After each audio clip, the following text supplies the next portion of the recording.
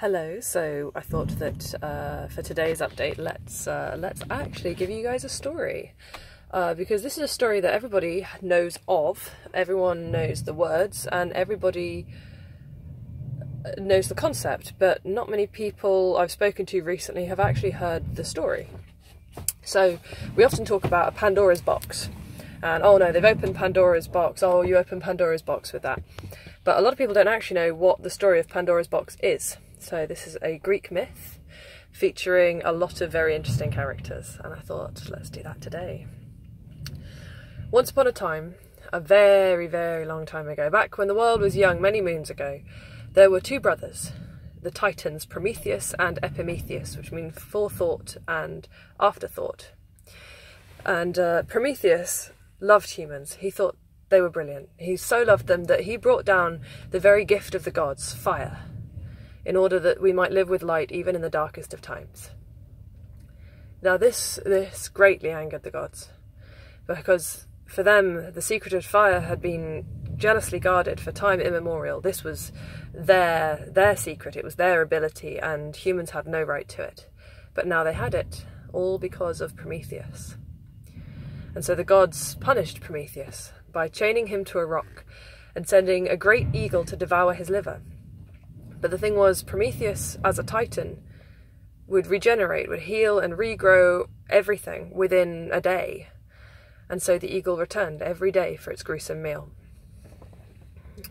Until another story, Hercules came along, or Heracles came along and unchained him, which was quite well deserved, I think.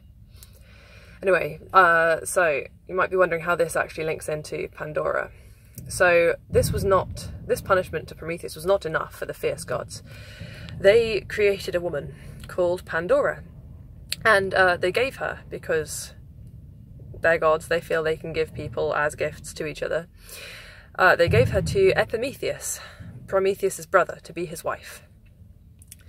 And at their marriage, the gods also gifted them a sealed jar and warned them never to open it.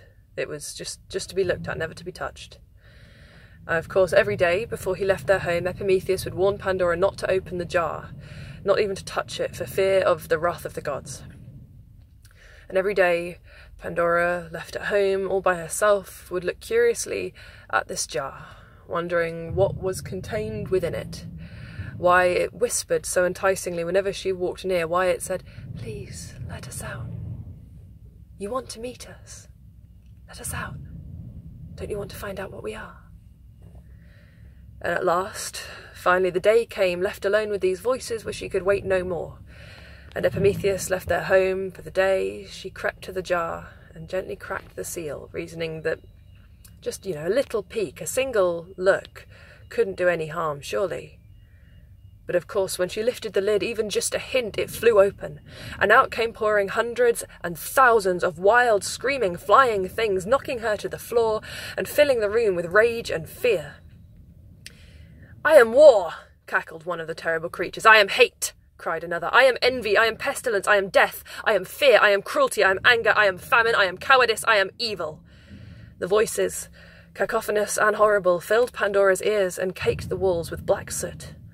The swarm of evil creatures flew out of the windows and doors and out into the world, a seemingly never-ending stream from the mouth of the jar.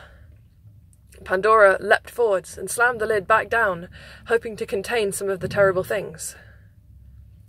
It was at this time that Epimetheus, having seen the swirling cloud of darkness escape, came running back into the house.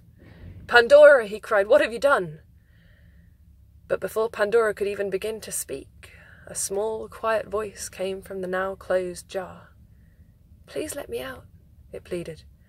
"I can help you." "You are just another trick," roared Epimetheus. "No, I can help. I'm not like the others. Please set me free, I beg you." Pandora, ignoring her husband's protests, decided to trust this voice. Or maybe she felt that in a world now so full of terrors that just one more couldn't hurt.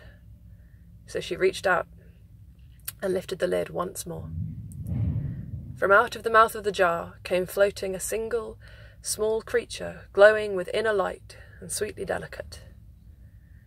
A gentle humming song emanated from its fragile form, and it drifted closer to her, before following the path of its harsh brethren towards the windows. "I am hope," it said. So that's today's myth, Pandora's box. Yeah, as I said, it's a fantastic Greek myth. Obviously a lot of the characters tie into a lot of other stories, and that's just sort of a brief overview of the whole Prometheus situation as well. Maybe we'll tell one about him later. So yeah, I hope you guys have a fantastic day, and yeah, lots of love from Lucid Tales. Bye!